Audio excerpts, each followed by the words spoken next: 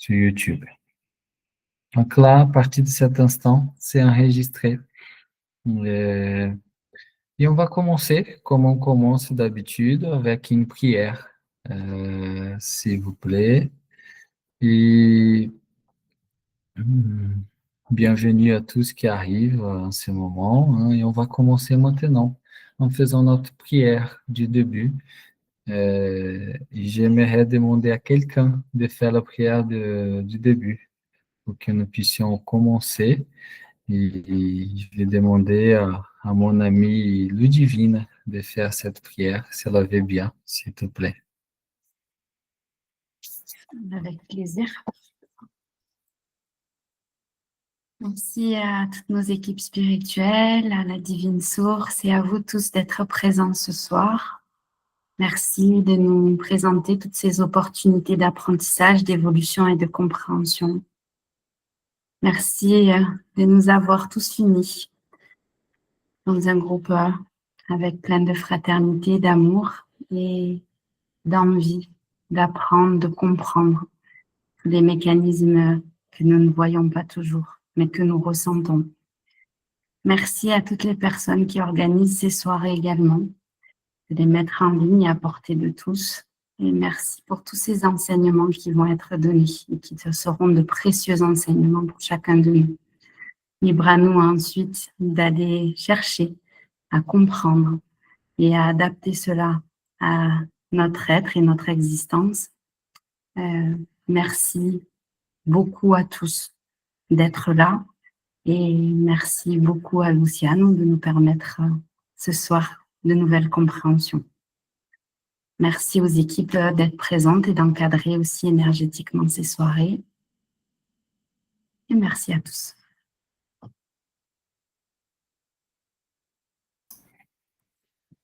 Oh, merci les amis, merci beaucoup d'être présents tous.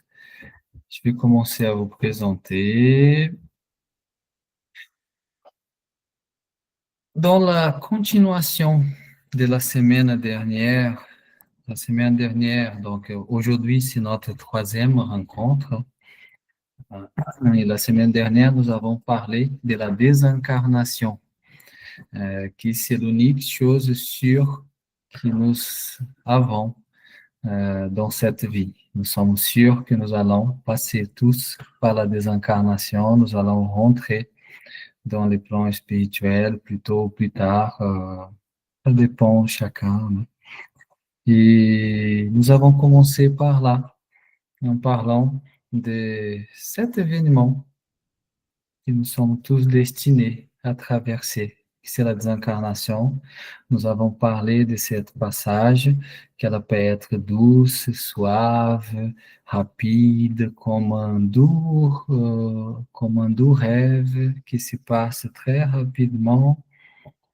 Et nous rentrons après dans le plan spirituel, comme elle peut être pénible, comme un cauchemar qui va durer des fois plusieurs mois, même ou plusieurs années.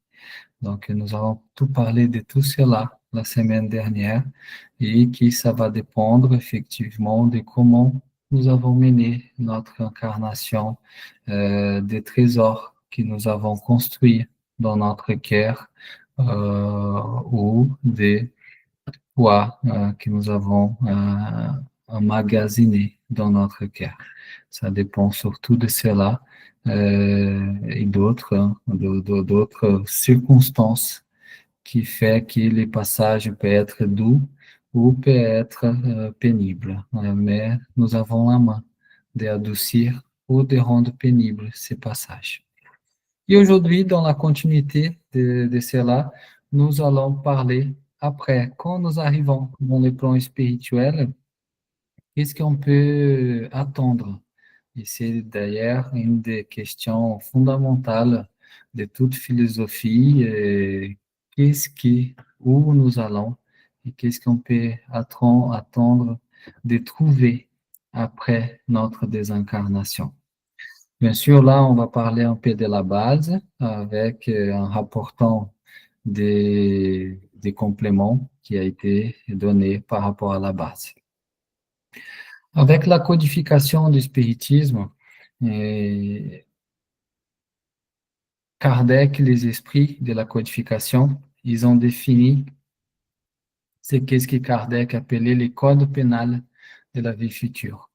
Cela s'est défini dans les livres Le ciel et l'enfer, la justice divine selon le spiritisme. C'est un livre magnifique écrit par Allan Kardec selon les enseignements clairs de nos amis dans l'invisible. Et c'est de cela qu'on va parler aujourd'hui pour essayer de répondre à cette question, où allons-nous et qu'est-ce que pouvons-nous rencontrer de l'autre côté. Bien sûr, beaucoup de choses, ça fait 170 ans, ont aussi venu corroborer. C'est une base très, très solide, qu'est-ce qu'ils nous ont donné là, mais ont venu aussi enrichir cette base là-dessus. On va essayer de commenter d'une façon simple tout cela.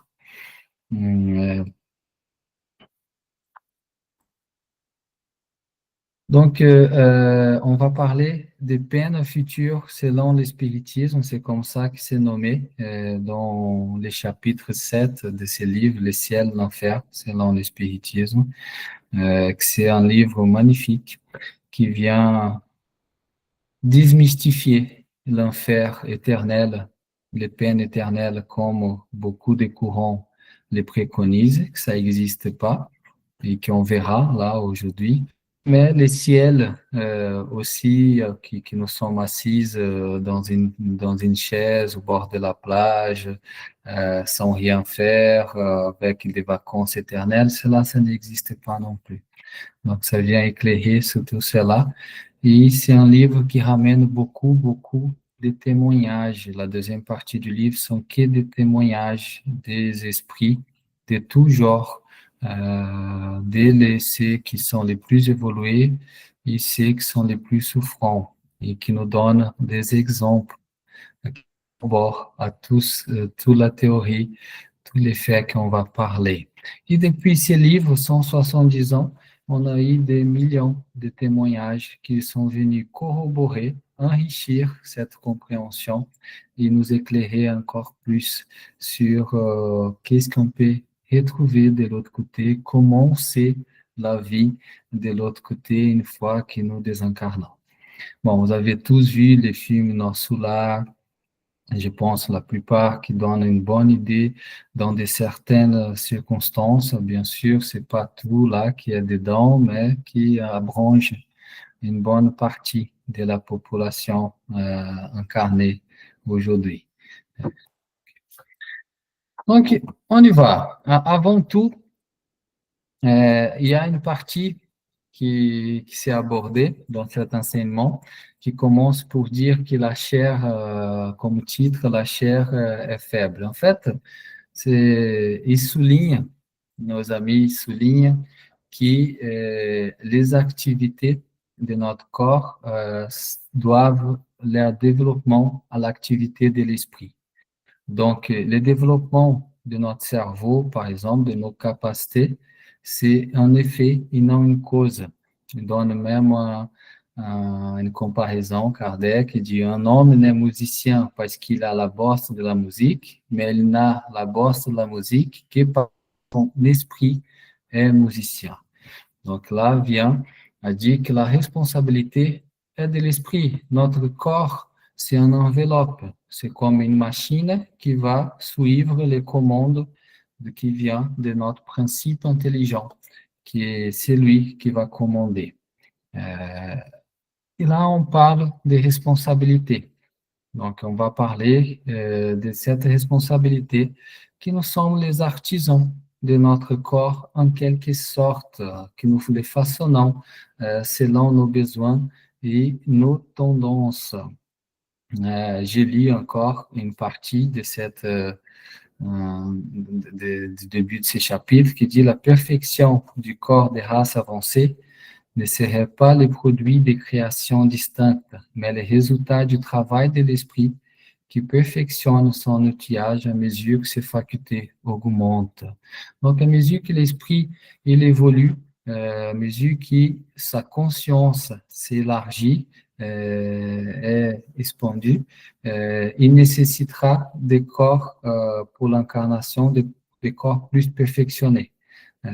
Si on connaît l'évolution ici déjà dans la Terre, hein, au début, on était presque des singes, des animaux, c'était des esprits très jeunes. Aujourd'hui, nous avons quand même une capacité intellectuelle incroyable.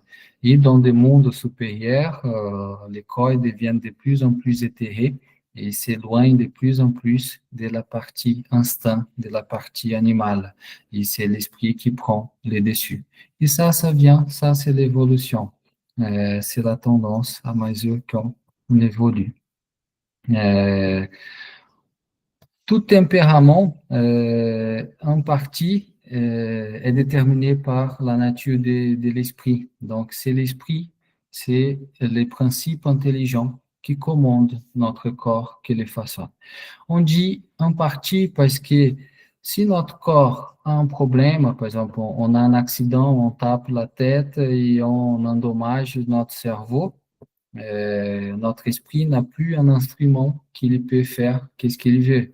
Il aura un instrument défectueux et là c'est physique et il pourra plus les manipuler tel qu'il veut.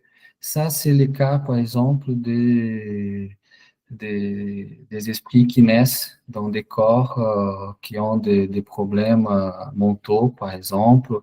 L'esprit, beaucoup de fois, et j'ai eu l'occasion de déjà communiquer avec l'esprit de certains de ces personnes incarnées.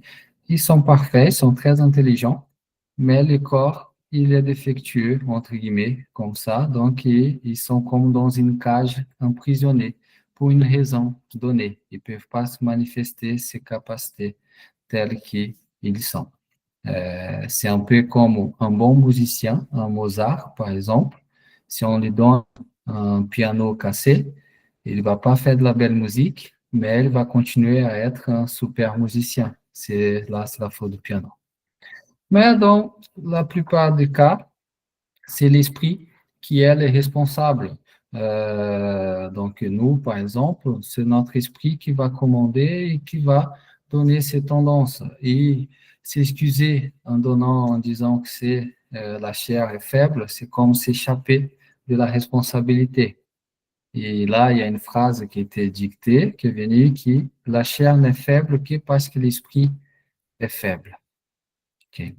Donc, à mesure que nous évoluons, que nous gagnons en conscience, cette conscience va réfléchir aussi dans notre enveloppe physique et nos enveloppes aussi spirituelles.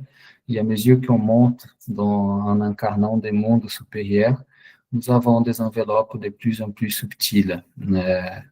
Donc, il y a une phrase aussi qui est très belle, que l'homme, il mange pour vivre, qui vivre est une nécessité, mais elle ne vit plus pour manger. Donc, l'optique, elle change là-dessus. Donc, la responsabilité morale de nos actes est entièrement à nous. Bien sûr que cette responsabilité, elle est en conséquence de l'évolution intellectuelle et morale de chacun. Plus on est éclairé, moins on est excusable, parce qu'avec l'intelligence, le sens moral naissent la notion du bien, du mal, du juste et de l'injuste. On ne peut plus dire que nous sommes ignorants. Okay? Il y a une remarque aussi en disant que beaucoup d'insuccès de la médecine peut s'expliquer par cette grande loi hein, qui beaucoup de choses viennent de l'esprit, de notre principe intelligent. Si on traite que les corps physiques, c'est des traitements, il devient partiel. On doit apprendre la nécessité de tenir compte de l'action de l'élément spirituel sur l'organisme. Donc, juste une petite introduction pour donner cette responsabilité qui vient à nous et on ne peut pas dire que c'est notre corps, que nous sommes dans un corps bilieux, c'est notre corps qui nous amène à colère. Non, c'est notre esprit qui est coléreux, qui fait que le corps devient bilieux. C'est dans ce sens. Et après, juste pour vous dire tout ce qu'on va dire, d'où ça s'appuie, tout ce qu'on va vous présenter aujourd'hui par rapport à qu'est-ce qu'on peut trouver de l'autre côté, qu'est-ce qu'est ce code pénal de la vie future qui nous a été donné et transmis par Kardec, d'où ça vient. Et en fait, comme la base de cette doctrine, et même de tous les autres courants spiritualistes qui ont apparu ensuite, c'est l'observation. C'est, ce sont les êtres même qui sont de l'autre côté, qui viennent nous dire qu'est-ce qu'ils ont traversé, raconter leur histoire. Et comme il y a une multitude de ces êtres, de tout type, de ceux qui sont des endroits merveilleux, qui vont nous dire que là-bas où ils sont, la joie, le bonheur, tel qu'on ne va jamais expérimenter ici dans la Terre. Il y a ceux aussi de l'autre extrême qui disent que la souffrance où ils sont de l'autre côté est tellement forte que ça n'existe pas ici sur Terre non plus. Donc, tous ces extrêmes, et bien sûr beaucoup de nuances entre ces extrêmes, on a des témoignages de ces êtres qui sont venus nous dire et qui a été permis pour nous instruire, pour qu'on sorte de l'ignorance et que nous puissions agir dans notre incarnation, dans notre vie présente, avec conscience des causes, que nous puissions pas plus arriver là-bas de l'autre côté et dire, ah, mais je ne savais pas. Maintenant, je sais, et j'ai fait parce que j'ai fait parce que j'ai envie ou parce qu'il y a une tendance qui m'a mené à faire cela et j'ai pas pu la contrôler. Mais je le savais, c'est qu'est-ce que je faisais. Et cette phrase, j'ai mis elle entièrement, c'est une grande phrase, mais je vais vous lire. Il ne s'agit point ici de la relation d'un seul esprit qui pourrait ne voir les choses qu'à son point de vue, sur un seul aspect, ou être encore dominé par les préjugés terrestres, ni d'une révélation faite à un seul individu qui pourrait se laisser abuser par les apparences, ni d'une vision statique qui prête aux illusions et n'est souvent que le reflet d'une imagination exaltée. Mais il s'agit d'innombrables exemples fournis par toutes les catégories d'esprit, depuis les hauts jusqu'au plus bas de l'échelle, à l'aide d'innombrables intermédiaires disséminés sur tous les points du globe, de telle sorte que la révélation n'est le privilège des personnes, que chacun est à même de voir et d'observer, et que nul n'est obligé de croire sur la foi d'autrui. C'est vraiment la base des enseignements spirituels pour dire que les enseignements, ils arrivent partout, dans tous les points du globe, sur toutes les cultures, sur toutes les langues possibles, mais que c'est les mêmes enseignements. C'est pas une personne qui vient et qui dit je suis le choisi. Ça n'existe plus. Aujourd'hui nous sommes et depuis 200 ans nous sommes dans une époque où il n'y a plus un Jésus qui va descendre, qui va mener le monde. C'est tout le monde, c'est nous tous ensemble qui menons l'évolution de ce monde, parce que l'enseignement et l'opportunité est donnée à tous. Okay? Donc, cet enseignement qu'on va vous dire, ça arrivait à des médiums partout dans le monde, dans toutes les cultures, et a été donné par une multitude d'esprits, des milliers et milliers et milliers d'esprits qui ont donné leur témoignage, leur explication. Donc, ça ne vient pas d'une source qui soit de l'autre côté, qui soit d'ici. Donc, parlons de ce code pénal. Donc, dans les livres, le ciel, l'enfer, Kardec et les esprits, ils ont défini 33 points où ils vont expliquer qu'est-ce qu'on va, pour répondre à cette question, qu'est-ce qu'on peut attendre trouver de l'autre côté quand on va désincarner, les pourquoi on va attendre retrouver cela. Et où nous allons exactement, la question la plus philosophique. Donc, le premier point, il commence à mettre les bases en disant que toute souffrance est égale à imperfection et toute jouissance est égale à évolution. Donc, qu'il soit ici dans notre incarnation, qu'il soit de l'autre côté, toute imperfection que nous avons encore, que nous devons nous améliorer, va être conséquence des souffrances. Et, et tout bonheur que nous retrouvons de l'autre côté, c'est résultat d'un travail que nous faisons sur nous-mêmes pour nous aligner aux lois divines avec la compréhension et avec nos actes. Qu'est-ce que nous apportons de l'autre côté? Donc, les trois premiers points, ils nous disent cela, les conséquences de toute imperfection dont elle naissait depuis pendant la vie corporelle.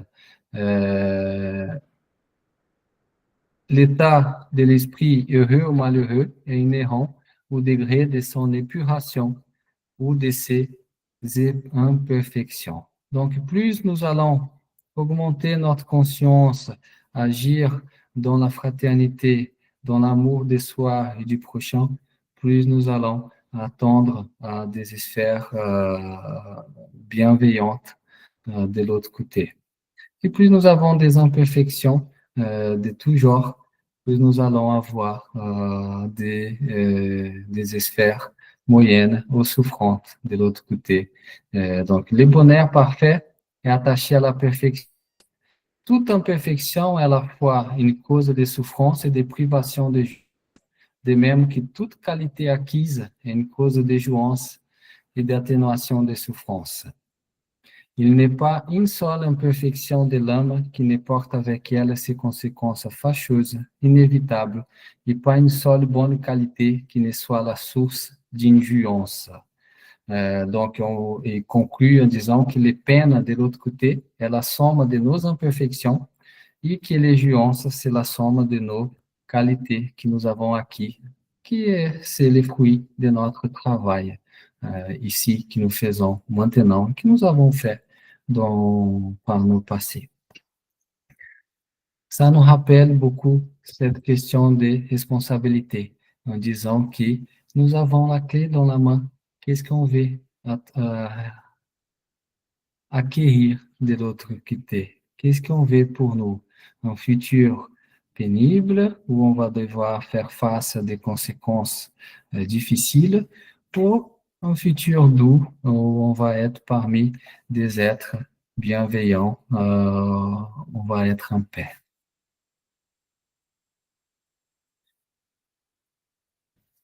Dans le quatrième point, il nous parle de la loi du progrès en disant que nous avons justement toutes ces possibilités de nous améliorer, mais que ça dépend de nos efforts et de notre volonté.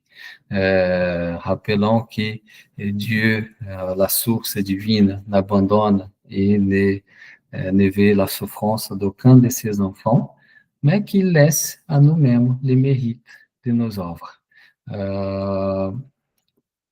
Et réappuie ce point que toute souffrance est attachée à imperfection, comme toute jouance est attachée à la perfection.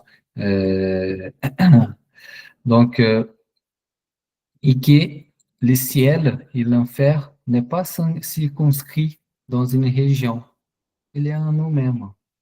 Donc, il nous rappelle ça, que nous puissions être dans un endroit où, ici même sur Terre, où il y a des catastrophes, des souffrances partout, mais nous sommes en paix avec nous-mêmes.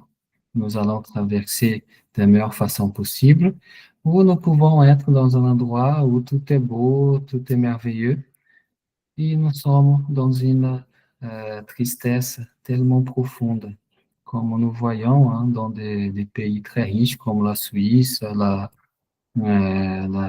Dinamarque, qui a un taux de suicide très, très grand, surtout parmi des enfants, des adolescents très aisés. Okay? Donc ça, c'est à nous, c'est pas circonscrit dans un endroit et c'est valable de l'autre côté. Les biens et les mal que l'on fait sont produits de bonnes et de mauvaises qualités que l'on possède. Il nous rappelle aussi une définition qu'il essaie de faire les biens qu'on peut les faire, c'est une façon de faire le mal. C'est pas simplement ne pas faire le mal, c'est pas suffisant.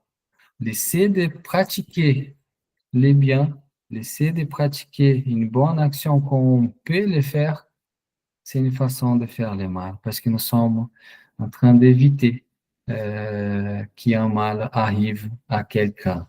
Et cela, c'est dû à une perfection. Perfection, c'est synonyme de souffrance. Il nous parle bien qu'on va souffrir, on va récolter les actions. Donc là, on est en train de parler de la loi universelle des causes et effets. On va récolter les actions, les fruits de nos actions qu'on a fait ou qu'on a laissé de faire, parce que c'est aussi une prise de décision. L'esprit souffre pour le mal même qu'il a fait, de manière que son attention étant incessamment portée sur la suite de ces mal, il en comprend mieux les inconvénients et soit excité à s'en corriger. En fait, en parlant de cette loi qui est à la base de tout ce qu'on va dire, la loi des causes et effets, nous sommes libres. Nous avons la liberté de s'aimer, de faire tout ce qu'on veut. Mais nous sommes obligés de récolter ce qu'on a semé. Si nous semons des pommes, n'attendez pas à récolter des pêches, ça donnera des pommes. Et ça, c'est la loi des causes et effets. Toute énergie qu'on lance dans l'univers revient à nous. En d'autres termes, c'est cela. C'est pas parce qu'on acquérit une dette, c'est pas parce qu'on acquérit, pour donner une interprétation personnelle du karma, c'est pas parce que on est endetté, c'est juste que nous sommes responsables de cet acte et de cette énergie que nous avons produit. Et conforme la loi d'évolution, toute énergie que nous produisons, elle doit être en harmonie avec la vie. Si ela ne sont pas, ça va revenir à nous jusqu'à ce qu'on les transforme de telle façon qu'elle rentre dans l'harmonie, en équilibre avec les lois divines. Là, une interprétation de du karma personnel. La justice de Dieu étant infinie, point 8, il a tenu compte du bien et du mal. Il n'est pas une seule mauvaise action, pas une seule mauvaise pensée qui n'a ses conséquences. Pas une seule bonne action, pas un seul bon mouvement, même pas les plus légers méritent un amour qui soit perdu. Même les gens qui sont les plus pervers du monde, quand ils font un acte bienveillant, cela, ça compte, ça va rentrer dans cette balance des actions qu'il fait. C'est un début de cet élan qui commence. Toute faute commise, toute mal accomplie, une dette contractée qui doit être payée. Si elle ne l'est dans cette existence, elle sera dans la suivante et dans les suivantes, parce que toutes les existences sont solidaires les unes des autres. Celui qui s'acquitte dans cette existence présente n'aura pas à payer une seconde fois.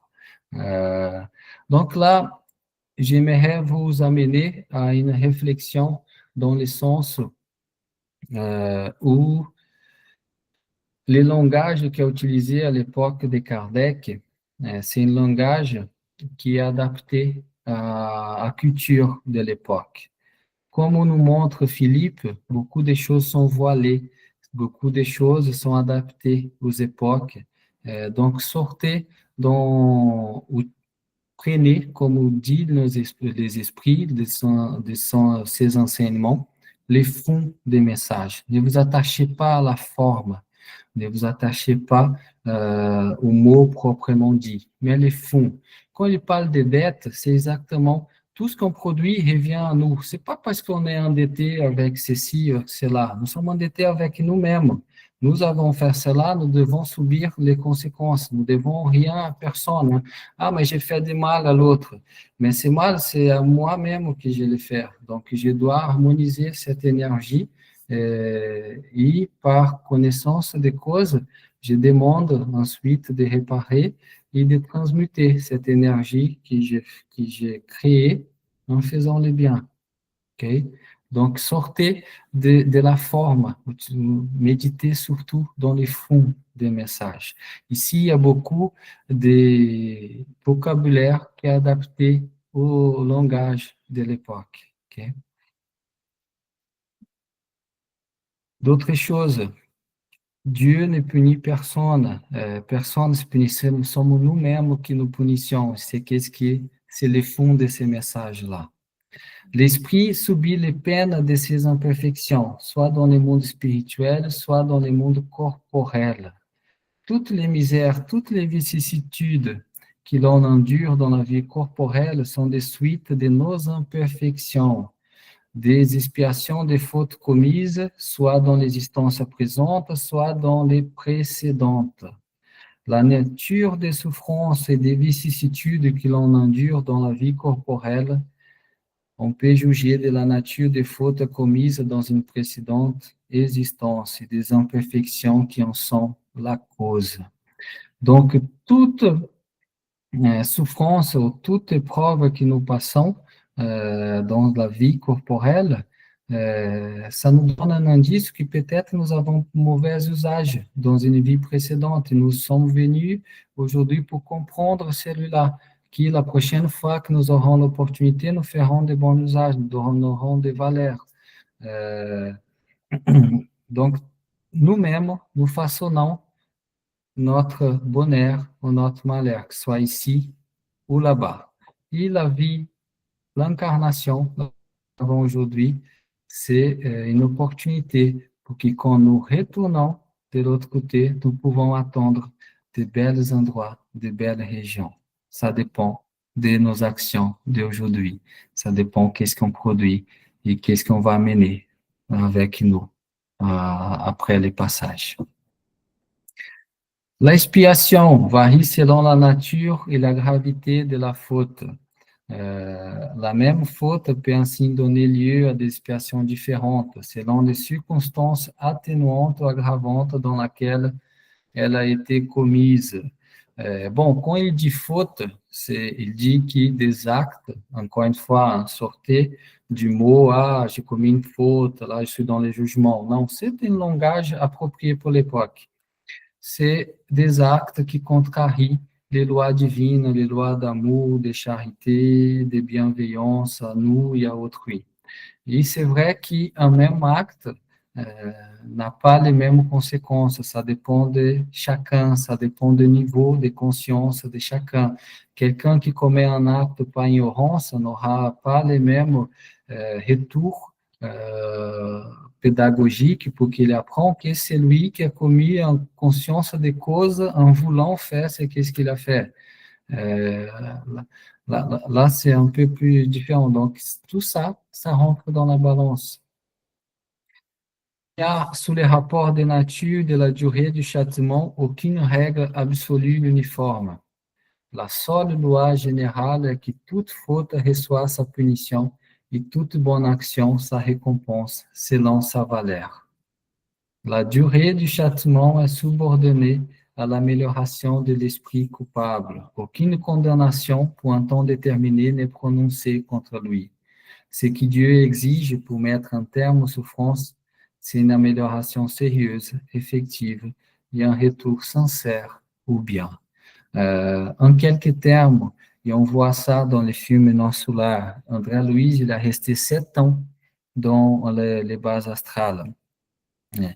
À partir du moment où il a voulu s'améliorer, où il a eu un petit brin de repenti, bim, l'aide est arrivée, l'a mené, et toutes les opportunités se sont ouvertes à lui.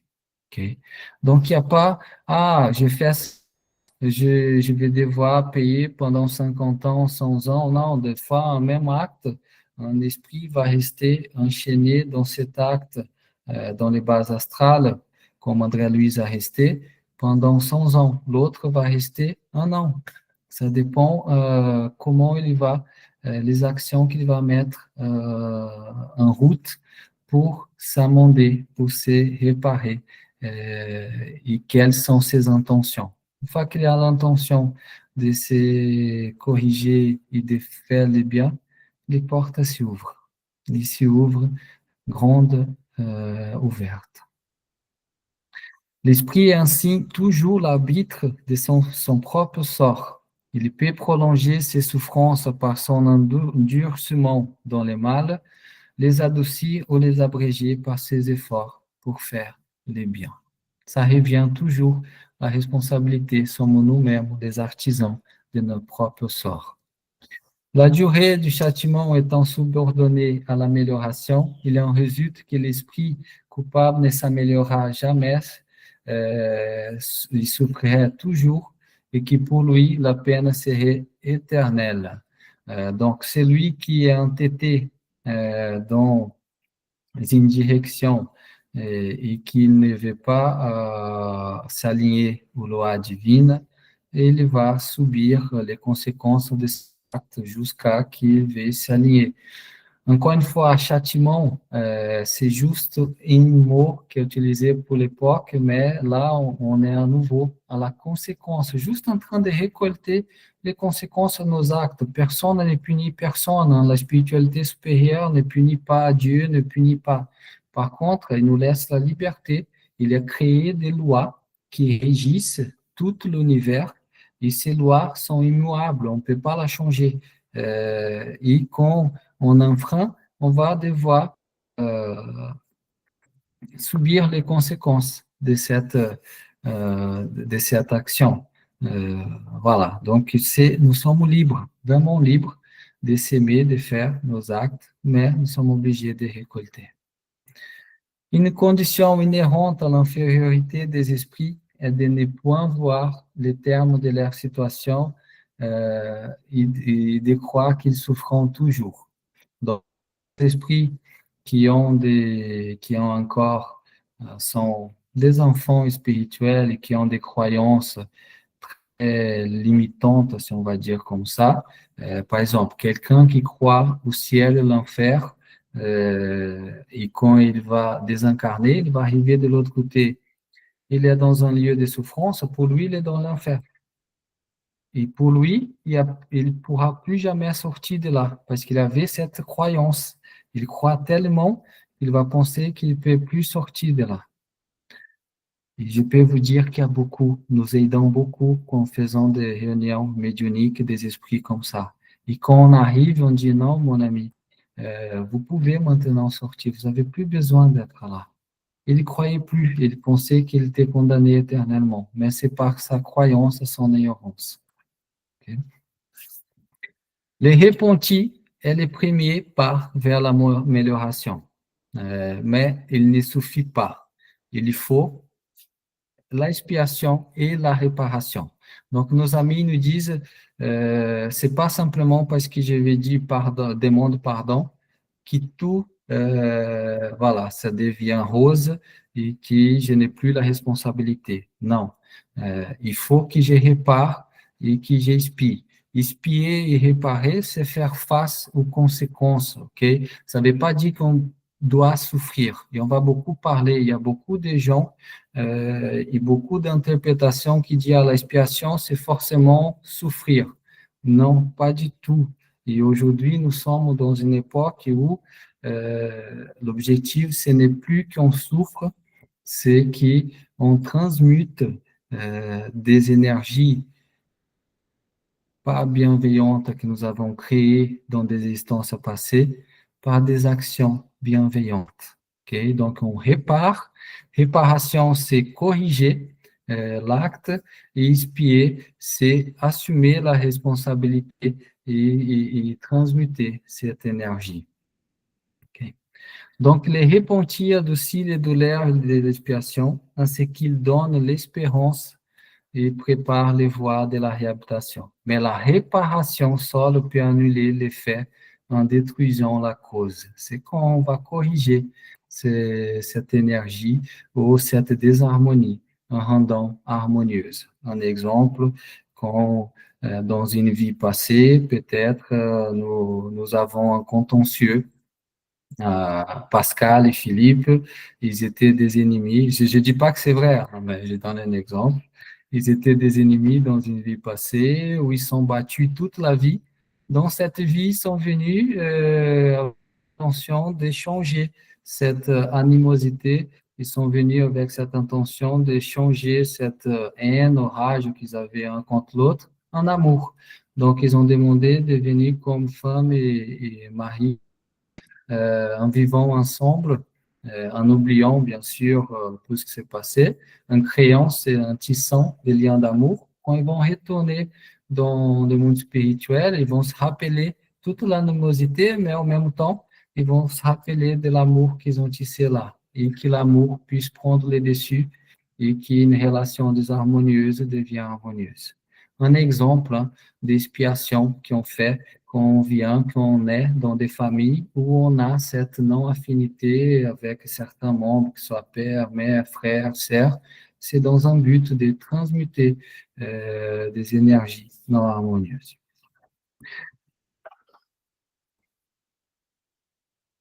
Quand les repentis peuvent avoir lieu partout et en tout temps, donc plus on est tenace et on ne se repentit pas, plus on va durer dans la souffrance. André Louise, il a pris 7 ans pour avoir cette action et pouvoir être aidé. S'il avait continué, il pourrait prendre 20, 30, 100, 200, 300. Des fois, on voit des esprits qui durent des centaines et centaines d'années hein, dans cette démarche. L'expiation consiste dans les souffrances physiques et morales qui sont les conséquences de la faute commise. Ça veut dire que ça consiste à assumer les conséquences et mettre en action, accepter les faits qui viennent pour qu'on puisse réparer notre actions de vie passée. Soit dans la vie présente, soit dans la vie spirituelle, parce qu'on expie là aussi, on va faire face de l'autre côté, jusqu'à que toute notre action soit effacée. La réparation consiste à faire du bien à celui qui en a fait du mal. Celui qui ne répare pas ses torts en cette vie par impuissance ou mauvais vouloir se retrouvera dans une existence ultérieure en contact avec les mêmes personnes qui ont eu à se plaindre de lui et dans les conditions choisies par lui-même. Donc, ça veut dire nous-mêmes, nous choisissons avec envie de réparer, de manière à pouvoir les prouver son dévouement et leur faire autant de bien qu'il leur a fait du mal. L'accomplissement de la réparation, en faisant ce qu'on devait faire et qu'on n'a pas fait, en remplissant les devoirs que l'on négligé ou méconnu, les missions où on a failli, en pratiquant les biens, contrairement on a fait les mal. C'est ainsi que l'esprit progresse en menant à profit son passé. Donc, par exemple, aujourd'hui, on va travailler plus parce que dans une vie passée, on était paresseux. On va on va être une mère attentive. Dans une vie passée, on était une mère négligente. Et aujourd'hui, on demande, et on est dédié pour transmuter cela, et surtout avec ceux qu'on a négligés.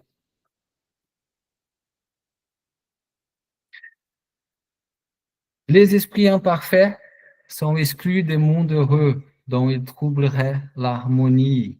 Donc, nous sommes là où nous dans notre état évolutif. Pour accéder, qu'il soit dans des mondes plus évolués ou dans des zones plus évoluées dans les mondes spirituels, nous devons faire notre part, nous devons monter les échelles par notre travail. Il n'y a pas de grâce, il n'y a pas de cadeau. C'est le fruit de notre travail qui nous donne le droit d'aller là. Et dans le monde spirituel, si vous voyez notre là, c'est pas comme ici, dans l'incarnation, dans la terre, où tout le monde est mélangé. Non, nous sommes tous séparés. Où nous allons dans des endroits où les gens sont à peu près comme nous, dans la bienveillance, etc., ou nous allons dans des zones de souffrance parce que nous sommes dans la même vibration de souffrance que cet endroit. Okay? Donc, c'est, comme dit Jésus, notre cœur qui nous amènera là, à chacun selon ses œuvres. L'esprit ayant toujours son libre arbitre, son amélioration est quelquefois lente et son obstination dans les mal très tenace. Il peut y persister des années et des siècles, mais il arrive toujours un moment où son entêtement à braver la justice de Dieu fléchit devant la souffrance et où, malgré sa forfanterie, il reconnaît la puissance supérieure qui le domine. Dès qu'il se manifeste en lui les premières lueurs de repentir, Dieu lui fait entrevoir l'espérance. Aucun esprit n'est dans la condition de ne s'améliorer jamais. Okay? Tous, absolument tous, ont la possibilité. L'enfer éternel n'existe pas. Okay? Quelle que soit l'infériorité et la perversité des esprits, Dieu ne les abandonne jamais. Tous ont leur ange gardien qui veille sur eux, épie les mouvements de leur âme et s'efforce de susciter en eux de bonnes pensées, le désir de progresser et de réparer dans une nouvelle existence les mal qu'ils ont fait. Cependant, les guides protecteurs agissent le plus souvent d'une manière occulte sans exercer aucune pression. L'esprit doit s'améliorer par l'effet de sa propre volonté et non par suite d'une contrainte quelconque. Il agit bien ou mal en vertu de son libre arbitre, mais sans être fatalement poussé dans un sens ou dans l'autre. C'est pour ça que nos guides ne se montrent pas et nous disent « fais ceci, fais cela », parce que sinon ça serait trop facile. Envoyer les guides, même si je ne suis pas d'accord, je vais dire eh ben, c'est mon guide quand même, c'est quelqu'un d'évolué. S'il me dit de faire, je vais le faire. Mais où est mon libre arbitre? Je suis juste une machine qui accomplit, et des fois même contre ma volonté, juste parce que je sais que ça vient de quelqu'un qui va me dire de bonnes choses. C'est pour ça qu'ils restent dans l'ombre. Ils ne vont jamais se montrer. Ils nous guident en donnant de bonnes intentions, de bonnes intuitions, mais ils nous laissent choisir selon nos tendances à nous-mêmes. C'est nous les responsables de nous-mêmes. Chacun n'est responsable que de ses fautes personnelles, c'est-à-dire nous ne sommes pas responsables des autres, nous sommes responsables de nous-mêmes. Par contre, si nous induisons les autres à commettre des actes, là oui, nous devenons responsables, mais pas entièrement. L'autre aussi a son libre arbitre de nous suivre. Mais un exemple très simple, quelqu'un qui se suicide, si nous disons, nous le poussons à suicider, lui, il aura son libre arbitre de dire non ou oui, donc il a aussi sa responsabilité. Mais nous qui l'avons poussé à faire cela, nous avons aussi la responsabilité, nous devrons assumer les conséquences. Quoique la diversité des punitions soit infinie, il y en a qui sont inhérents à l'infériorité des esprits et dont les conséquences, sauf les nuances, sont à peu près identiques. Et on a parlé la semaine dernière, les punitions les plus immédiates, c'est-à-dire les conséquences les plus immédiates de nos actions contre les lois divines, chez surtout qui sont attachés à la vie matérielle en négligeant les progrès spirituels, consiste dans la lenteur de la séparation de l'âme et du corps, dans les angoisses qui accompagnent la mort et les réveils dans l'autre vie, dans la durée de troubles qui peut exister des mois ou des années. Comme on a parlé la semaine dernière, le passage peut être très, très pénible et peut durer longtemps. Chez dans la conscience pure, c'est tout au contraire, c'est un doux rêve qu'on traverse. Un phénomène très fréquent et qui ça se voit aussi et qu'on vérifie, qui des esprits avec une infériorité morale très, très importante, ils se croient vivants une fois qu'ils sont de l'autre côté. Donc, ils ont besoin de satisfaire toutes ces habitudes qu'ils avaient ici sur Terre. Ils ont besoin de manger, de boire, ils gardent ces habitudes, ils ont besoin de se laver, etc. Donc, ils pensent qu'ils sont encore vivants, ils pensent qu'ils sont encore incarnés, ils gardent la même manière de vivre et pour cela, c'est comme un tourment, né, parce qu'il garde toutes les difficultés et tous les besoins d'une vie matérielle, un endroit qui n'a plus cela, n'a plus ses besoins.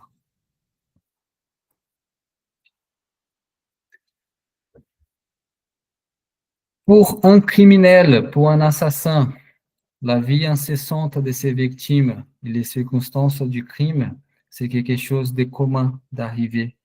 Donc, quelqu'un qui est un assassin et surtout pas repenti du tout, qui a atteint la vie des autres, c'est une conséquence qui est reportée par beaucoup d'eux qui arrivent de l'autre côté et vit et revit la scène des assassinats qu'il a commis sans pouvoir rien faire.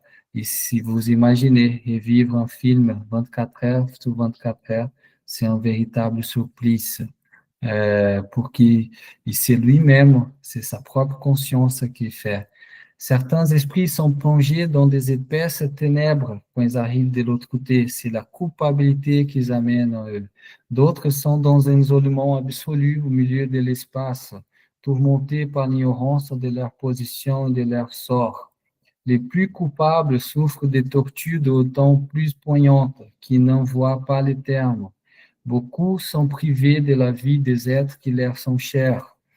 Tous, généralement, endurent avec une intensité relative les maux, les douleurs, les besoins qu'ils ont fait endurer aux autres, jusqu'à ce que les repentis, les désirs de réparation viennent apporter un doucement, en faisant entrevoir la possibilité de mettre par lui-même un terme à cette situation. C'est un supplice pour l'orgueilleux de voir au-dessus de lui, dans la gloire, entouré de faits et fêté, ce qu'il avait méprisé sur la terre, tandis qu'il lui est relégué au dernier rang. Pour l'hypocrite de se voir transpercé par la lumière qui met à nu ses plus secrets pensées que tout le monde peut lire, nul moyen pour lui de se cacher, de dissimuler. Pour l'essentiel, d'avoir toute tentation, tous les désirs, sans pouvoir les satisfaire. Pour l'avare, de voir son or dilapidé et de ne pouvoir les retenir. Pour l'égoïste, d'être délassé pour tout le monde et de souffrir tout ce que d'autres ont souffert par lui. Il aura soif et personne ne lui donnera à boire. Il aura faim et personne ne lui donnera à manger. Nullement ami ne vient apprécier la sienne, nulle voix compatissante ne vient le consoler. Il n'a changé qu'à lui pendant la vie, personne ne pense à lui ni le plaint après sa mort.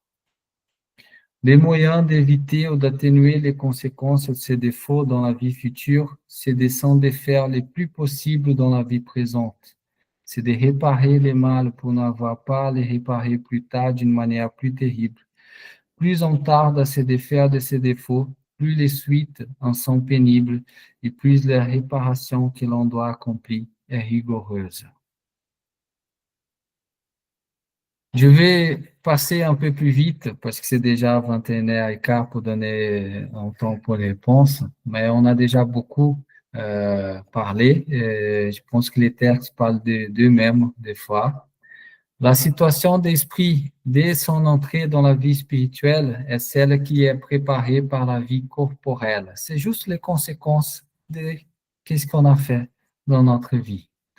Plus tard, une autre incarnation lui est donnée par l'expiation et la réparation par de nouvelles épreuves, mais il en profite plus ou moins en vertu de son libre arbitre. S'il n'en profite pas, c'est une tâche à recommencer chaque fois dans des conditions plus pénibles, de sorte que celui qui souffre beaucoup sur la terre peut se dire qu'il avait beaucoup à expier. Ceux qui jouissent d'un bonheur apparent, malgré leur vice et leur inutilité, sont certains de les payer chèrement dans une existence ultérieure. C'est en ce sens que Jésus a dit, bien heureux les affligés, car ils seront consolés. C'est-à-dire que les afflictions, encore aujourd'hui dans notre monde, même si nous sommes en train de les changer, nous sommes dans une phase de transformation, de transmutation planétaire,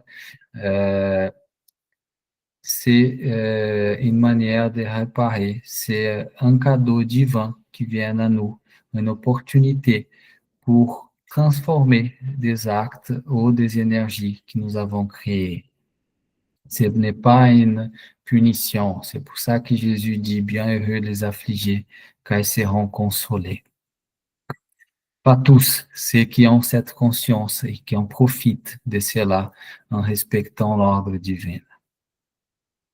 La miséricorde de Dieu est infinie, mais elle n'est pas aveugle. Le coupable auquel il pardonne n'est pas exonéré. En tant qu'il n'a point satisfait à la justice, il subit les conséquences. Par miséricorde infinie, il faut entendre que Dieu n'est pas inexorable et qu'il laisse toujours ouverte la porte du retour ou bien, encore une fois, nous devons subir les conséquences et nous devons assumer. Et en assumant avec conscience, nous pourrons transformer nos actes et nous n'avons pas besoin de souffrir la même chose que nous avons provoqué. Nous pouvons transformer en faisant le bien. Il y a plusieurs façons de faire cela. Les peines étant temporaires et subordonnées au repenti à la réparation qui dépend du libre arbitre, de la libre volonté des hommes, sont à la fois des châtiments et des remèdes qui doivent aider à guérir les blessures. Les esprits en punition sont donc non comme les galériens condamnés à temps, mais comme des malades à l'hôpital qui souffrent de la maladie qui souvent est de leur faute et des moyens curatifs douloureux qu'elle nécessite, mais qui ont l'espoir de guérir et qui guérissent d'autant plus vite qu'ils suivent plus exactement les prescriptions du médecin qui veille sur eux avec sollicitude.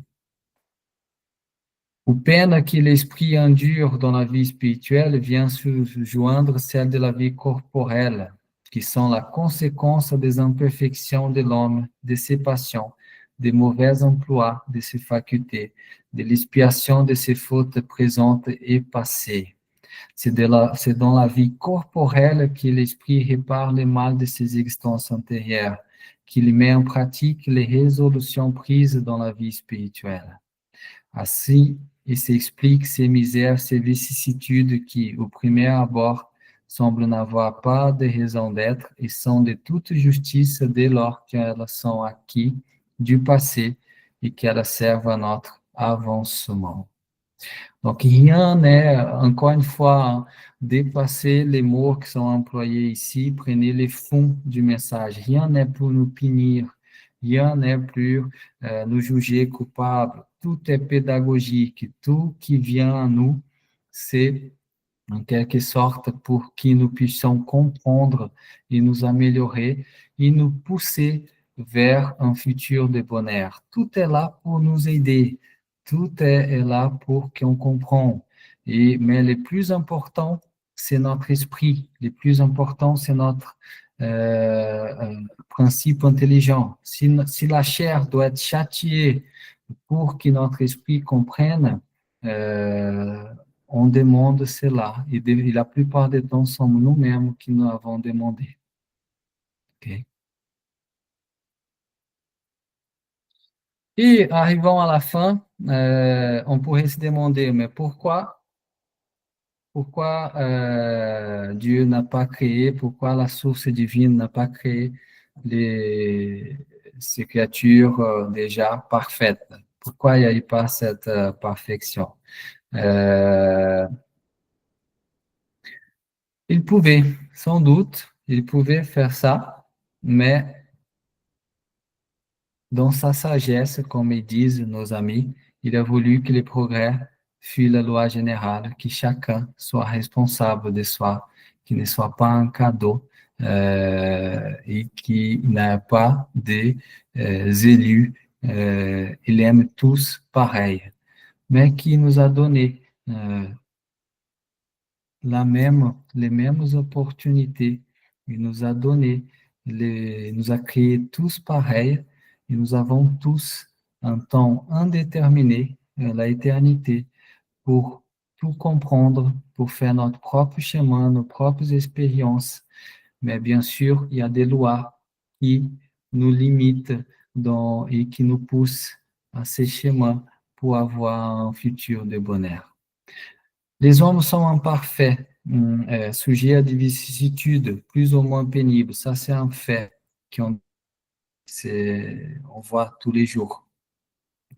Il y aurait injustice s'il y créait des êtres privilégiés, plus favorisés les uns que les autres, jouissant sans travail du bonheur que d'autres n'atteignent qu'avec peine ou ne pouvant jamais y attendre.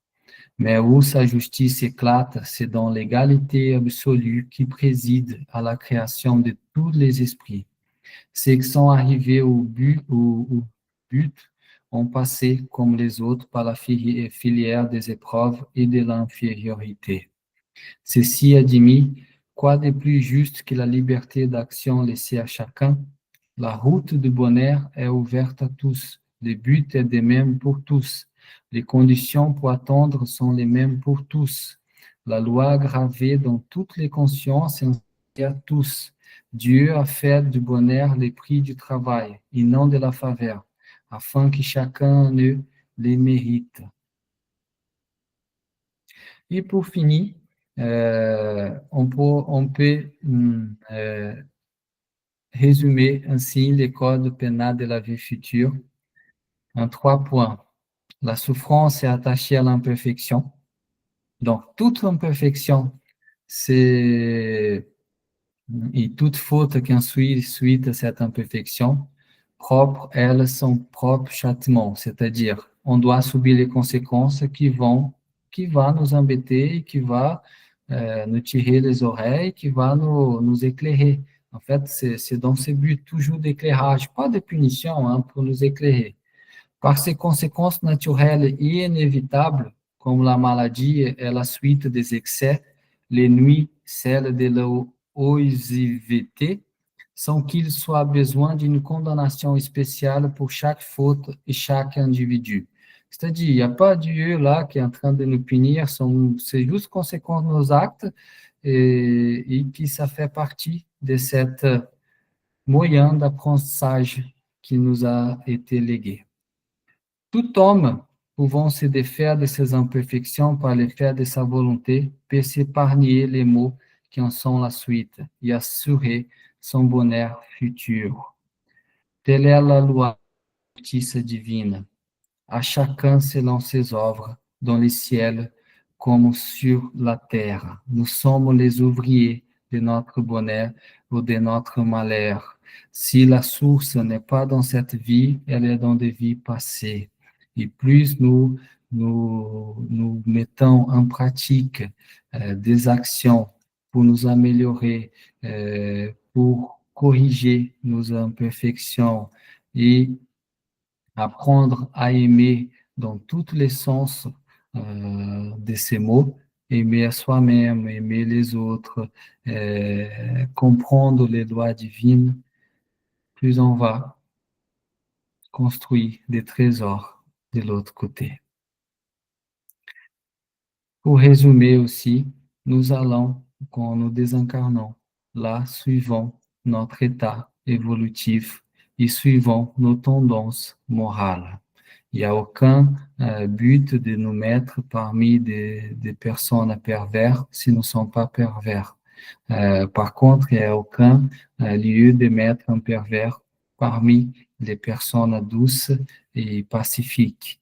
Okay? Donc, de l'autre côté, nous sommes séparés selon notre état de conscience et selon nos tendances que nous avons en nous, selon nos qualités acquises, les fruits de notre travail.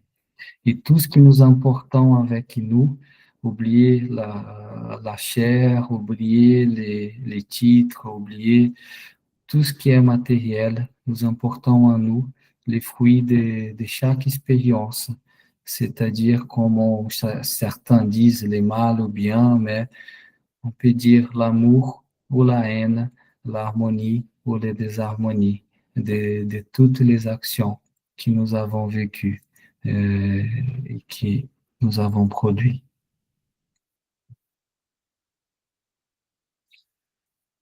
Voilà, les amis, pour parler. Et je ouvre aux questions. Je voulais aussi, avant peut-être qu'il y ait des gens qui veulent questionner, parce que comme on a parlé beaucoup des mal et des biens, dans les livres des esprits, je ouvre là, dans les questions 629, dans ces chapitres, il y a une définition, qu'est-ce qu'on appelle des biens et des mal? Parce qu'on peut en déduire que les biens et les mal n'existent pas. Ce sont des expériences et chaque expérience a ses conséquences qui vont être bonnes, qui vont apporter du bonheur ou qui vont être fâcheuses, qui vont apporter de la souffrance. Voilà, donc pour qu'on puisse sortir aussi de ces concepts, ah, ça c'est bien, ça c'est mal, qui sont plutôt des croyances limitantes. Ce sont des expériences que nous devons assumer les conséquences. Mais pour parler la même langue qu'eux, à l'époque, ils ont défini que les biens est tout ce qui conforme la loi de Dieu et le mal tout ce qui s'écarte. Ainsi, faire les biens, c'est se conformer à la loi et faire le mal, c'est enfreindre la loi. Mais comment on peut définir cette loi? Dieu a donné l'intelligence pour discerner l'un et l'autre. À mesure que nous évoluons, que nous gagnons en conscience, nous pouvons discerner. Et c'est quoi cette loi? Jésus vous l'a dit. Voyez qu'est-ce que vous voudriez qu'on fît pour vous et ne fît pas pour vous. Tout est là. Donc, vous ne pouvez pas vous tromper. Qu'est-ce que vous faites? Qu'est-ce que vous voulez pour vous? Faites aussi pour les autres. La loi, elle est toute là-dedans. Aimer les uns les autres comme à soi-même.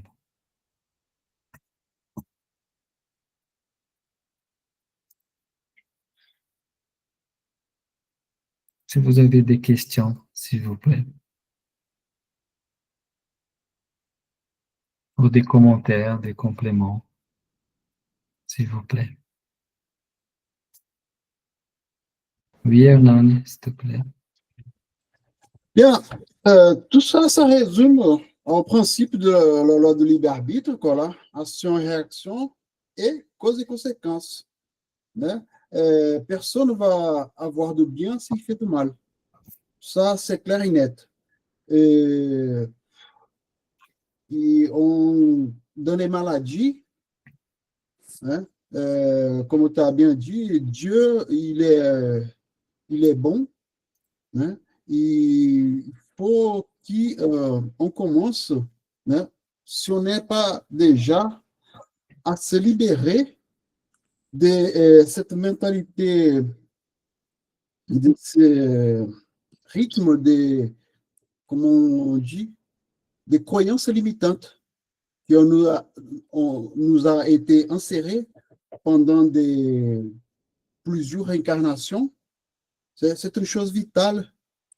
Se libère de ces croyances limitantes qui nous empêchent de continuer à notre processus d'évolution dans un niveau plus avancé. Parce qu'en se rappelant que nous sommes déjà, depuis quelques moments, dans le processus des changements d'unitaire de preuve et expiation à unitaire de régénération.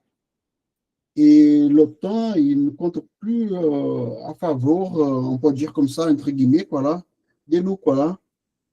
Alors, la peur et la foi, c'est le même extrême d'une balance. Il faut que nous commençons à choisir et prendre conscience de tous ces processus. Hein. Faire ce qu'il faut faire. Ah, mais est-ce que ça me convient? Est-ce que le gain, c'est ici, sur cette incarnation, ou sur la vie éternelle? Hein? Tout ça, ça nous montre voilà, de quelle direction que nous devons prendre.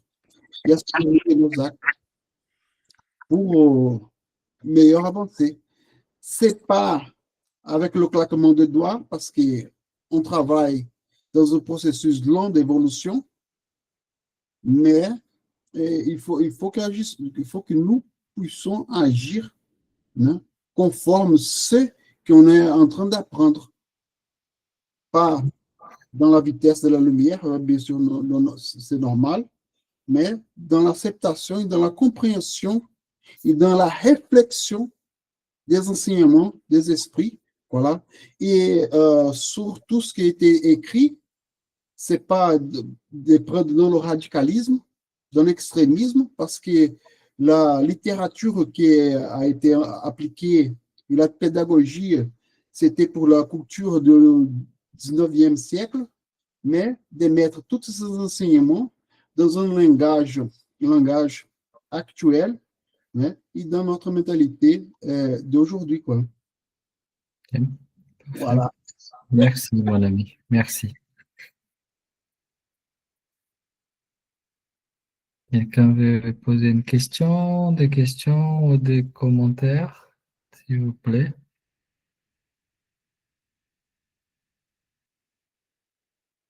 Oui, Vincent, s'il vous plaît. Oui, alors moi je voulais juste proposer une définition du bien et du mal. Pour moi, le bien, c'est l'accompli. Quand en âme et conscience, on sent qu'on a accompli les choses, qu'on n'est pas loin, enfin, proche d'une certaine vérité, de notre vérité. Et le mal, c'est plutôt l'inaccompli. Donc c'est quelque chose qu'il faut qu'on refasse, qu'on se remette et qu'on puisse peut-être évoluer là-dedans et essayer de faire de l'inaccompli, de faire de l'accompli. Voilà.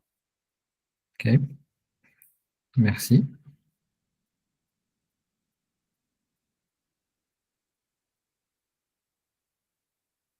Quelqu'un d'autre aimerait ajouter ou poser une question, s'il vous plaît? Oui, Lucien, bonsoir. Bonsoir, Janaïne. En fait, juste pour résumer un peu et être sûr d'avoir bien compris, dans ta présentation, tu dis en quelque sorte que ce qu'on vit aujourd'hui, c'est peut-être lié à nos vies passées et ce n'est pas, on ne doit pas le prendre comme une punition, mais plutôt comme une opportunité d'évolution. C'est ça? Ok. Exactement, mon ami. Et, pardon. Et si je ressens, par exemple, l'enfer en moi, c'est que c'est quelque part que mon âme me pousse vers la lumière, en m'invitant à transmuter la souffrance en conscience. Est-ce que c'est ça? Euh, Là, tu étais un peu plus spécifique à ton expérience, mais euh, l'idée, c'est que tout ce qui vient à nous, tout ce que la vie nous ramène, en quelque sorte, c'est une nécessité pour qu'on comprenne quelque chose de bon et qu'on sorte plus fort et plus conscient de qui nous sommes et plus conscient de, de la puissance d'amour qui nous sommes. Donc, absolument tout qui vient à nous, il y a une raison pédagogique et une raison pour nous amener vers quelque chose de bon. Même des choses qu'on peut imaginer qui sont en quelque sorte très difficiles de croire ça. Par expérience, beaucoup de choses, beaucoup des événements qu'on considère de très malheureux, la plupart du temps, sommes nous-mêmes qui nous avons demandé. Et pas simplement demander, je veux ça. Nous sommes mis à genoux, implorer et insister comme des enfants gâtés qui se mettent à pleurer et battent les pieds, les mains. Je veux, je veux, je veux, je veux. Par expérience, eu já vi plein de cas où les guides, avant qu'on se réincarne, nous essayent de nous ramener à raison. Vous n'avez pas besoin de souffrir, vous pouvez réparer, apprendre autrement. Vous pouvez pas faire, nous ne sommes plus là, vous avez déjà une compréhension et beaucoup de nous tapent les pieds par terre, como vraiment comme une image d'un enfant. Non, je veux, c'est mon choix, c'est mon libre-arbitre, je fais parce que la culpabilité est tellement grande qu'on croit encore à la souffrance pour nous nettoyer, libérer.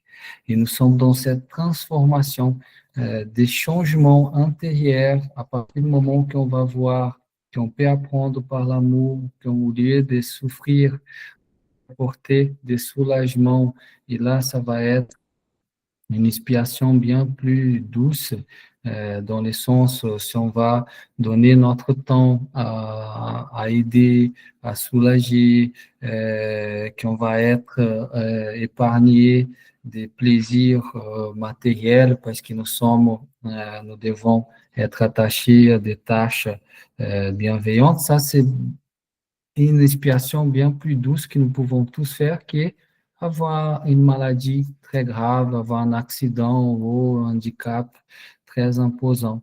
Mais il y a beaucoup encore, beaucoup, Janaína, et la plupart demandent, non, je vais souffrir parce que, voilà, j'ai besoin, je mérite, et c'est juste une ignorance encore que nous gardons. Ok? Et ça, c'est par expérience, et pas beaucoup de faire. Et bien sûr, que quand nous sommes là, dans la vie incarnée, nous ne rappelons pas que nous avons demandé, mais nous avons demandé beaucoup de choses difficiles que nous vivons. D'autres, ce sont des conséquences de nos actes de cette vie. Par exemple, en Tibet, si on mange beaucoup, on va avoir mal au estomac, tout simplement. Donc, tout bêtement, nous avons fait une chose qui donne la conséquence du mal. Si nous avons mangé équilibré, nous avons pas mal, nous avons passé un moment agréable. Comme d'autres, c'est des conséquences des choses qui viennent à nous pour nous apprendre, ouvrir les yeux sur certaines choses. Je ne sais pas si j'ai répondu à ta question, Janaïne. Oui, merci.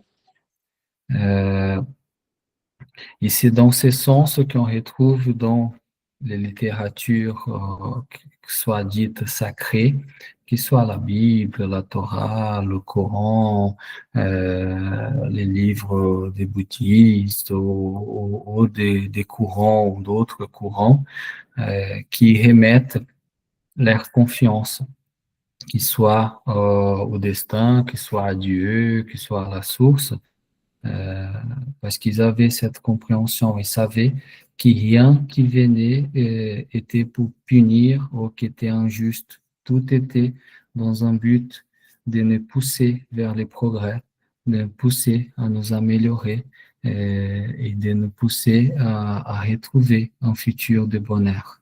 Même si là, dans l'instant, dans la vie présente, ça peut être difficile. Pour ça qu'on retrouve tous ces exemples, tous les grands hommes et femmes, ils disaient, au lieu de se révolter contre la providence, contre Dieu, ils disaient, merci, donnez-moi la force et la sagesse de traverser cela de la meilleure façon possible.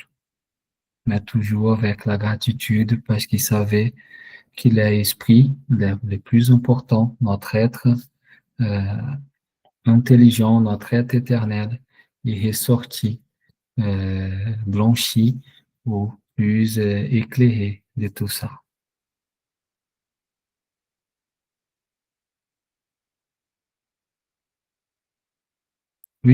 s'il te plaît. Oui, je suis toujours étonné par la synchronicité de l'intervention de Luciano et puis coordonnée avec la mienne, parce que tout en n'étant pas concerté, la semaine prochaine, je vais vous inviter à aller faire un petit tour pour aller visiter l'enfer.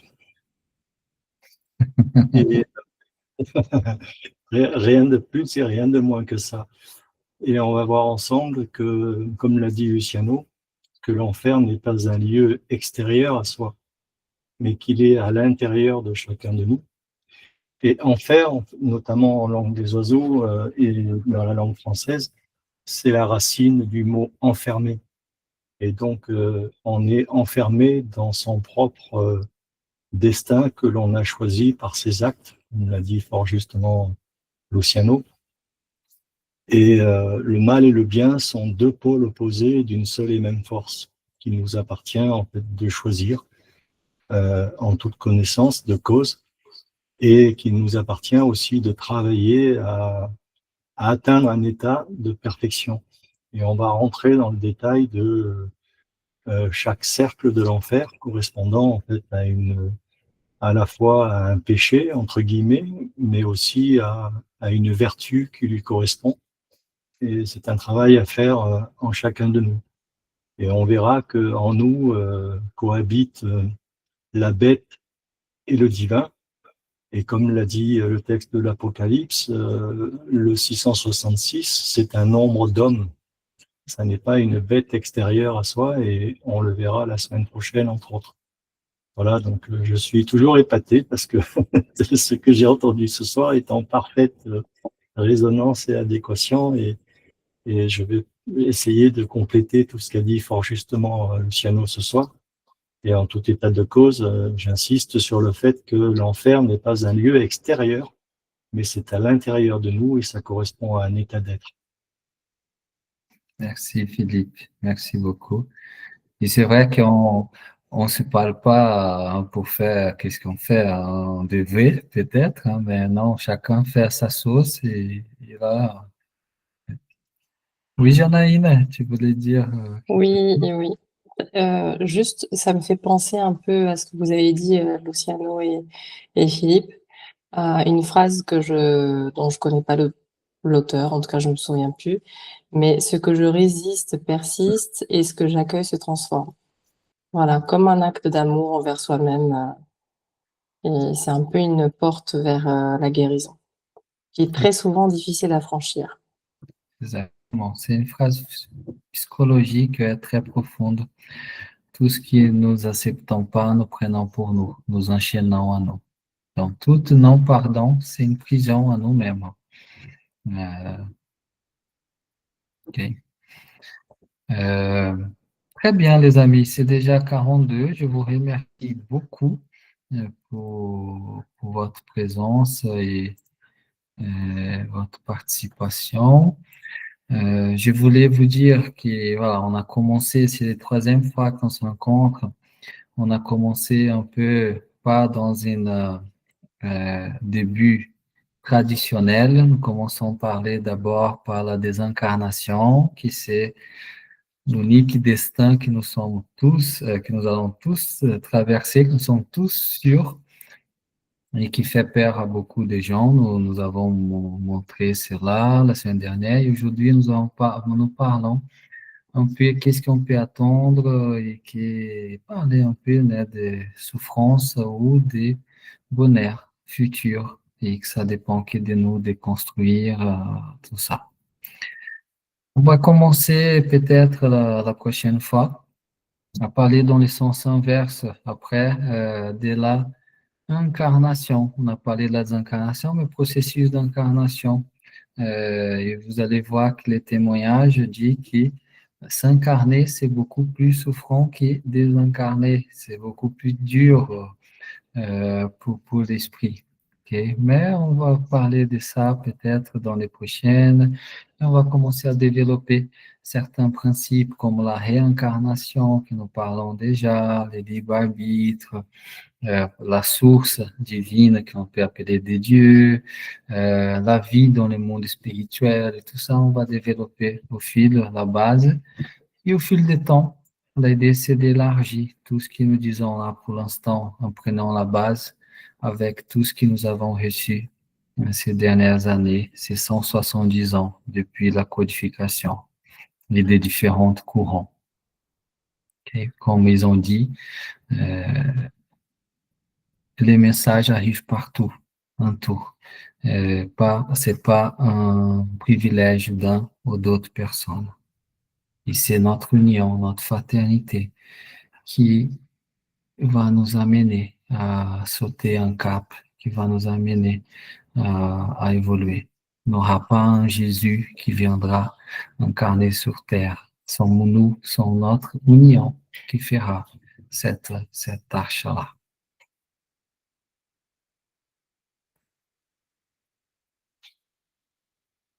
On va faire une prière pour finaliser. Et j'espère que ça a été bénéfique, profitable à vous tous, ce qui a été présenté aujourd'hui. Et la semaine prochaine, c'est avec Philippe, comme il a dit. Mais je vous invite à tous, alors, comme on a parlé de fraternité, on a parlé de bienveillance, je vous invite à tous à nous unir dans cet instant par la pensée et consacrer quelques secondes à visualiser cette union, à visualiser tous ceux qui sont présents ici dans un futur heureux, en paix. Visualisez-vous aussi dans ce futur heureux et en paix. Visualisez aussi toutes vos familles, vos animaux, toutes les personnes qui partagent votre vie et qui vous aimez dans ce futur heureux et paisible. Et visualisez aussi toutes les personnes à qui vous avez une contradiction ou un contentieux et qui, pour une raison ou d'autre, il y a un éloignement. Visualisez et souhaitez qu'ils soient en paix, qu'ils soient heureux et que cette contentieux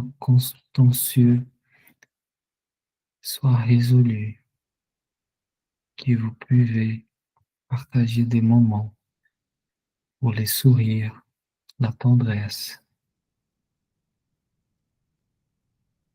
puissent s'y manifester librement.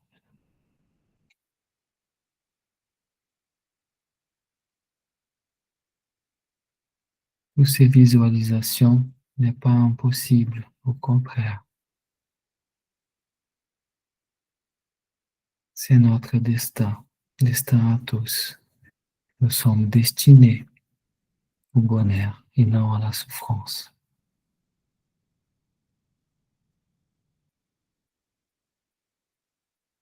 Prenez ces futurs et ramenez vers les présents maintenant.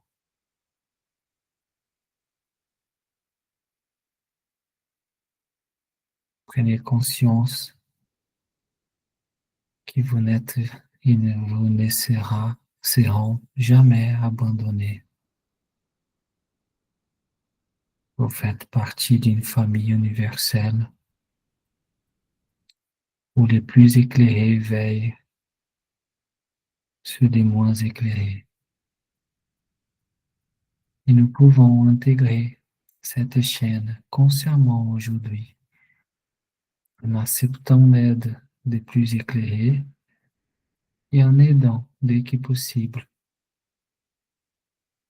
ceux qui sont moins éclairés,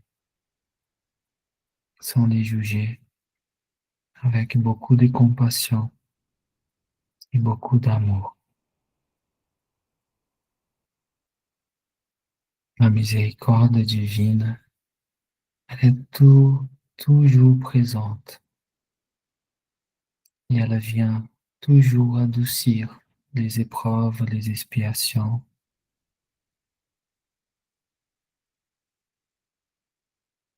Elle vient nous apporter de la tendresse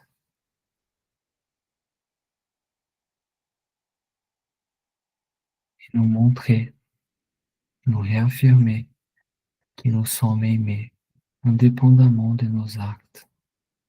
L'amour nous avons.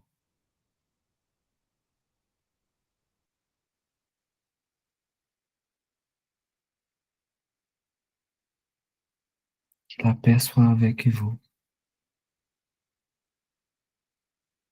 et que la sagesse divine puisse vous éclairer vos pas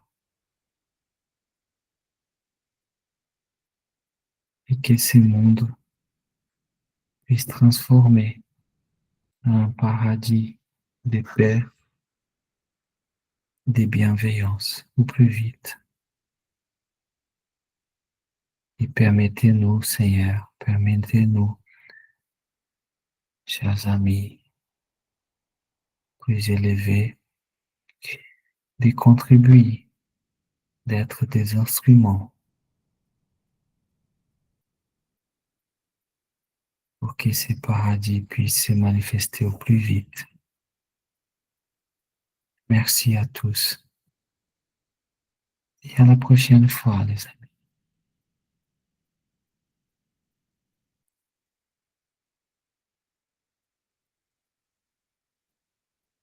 Merci beaucoup. Merci, Luciane, pour tout. Merci à tous. Merci beaucoup. Merci. Bonne soirée. Merci, au revoir. Bon week-end. Merci Bonne beaucoup. soirée à tous. Bon week-end. Bon week-end. Merci. Bon week-end. Merci.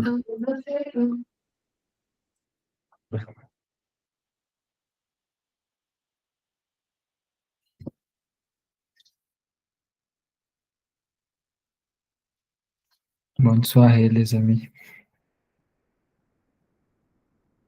Ciao.